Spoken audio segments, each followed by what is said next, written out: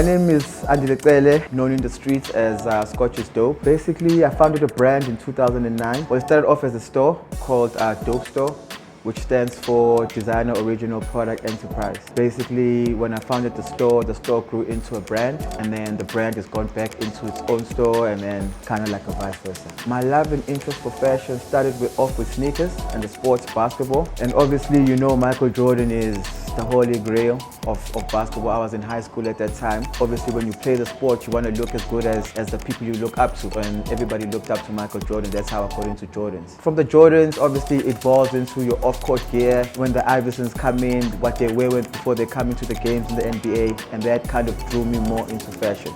I think yes, a little bit. The design aspect does come from a sporting background, where I come from. It's not necessarily now my love for basketball, but it's my love for general sports. When you see our logo and you see most of the references and the aesthetics that we use when we do our collections, they all come from tennis. So it does come from a sporting background, but we just necessarily chose tennis as a medium because that was a little bit more classic, and we found a niche where we could tell a better story, where everybody was already covering sports like soccer and basketball, and particularly in South Africa, cricket and rugby.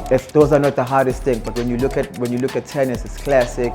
You can make it fashion, you can make it sports, you can mix around with it, you can make it streetwear, you can make it, you know what I mean? So it was a conscious decision choosing the roots of tennis because it's got that classical feel, but you can modernize it, gave us space to modernize it and play around with it. I think the advice I'll give is just not even just to designers, just to anybody that's in the creative world or an entrepreneur, is that you gotta believe in yourself, number one. It's because you can't sell an idea to anybody if you don't believe in it. Don't do something because you think it looks cool. You must do it because you feel that it looks cool. Even if tomorrow somebody can come and tell you and say this thing is not fashionable or it's not cool anymore, you still believe that this is the type of thing that I want to do. And then after that, you gotta have perseverance to say that, because there's gonna be a lot of different challenges that you go through in life. So you gotta persevere through those challenges.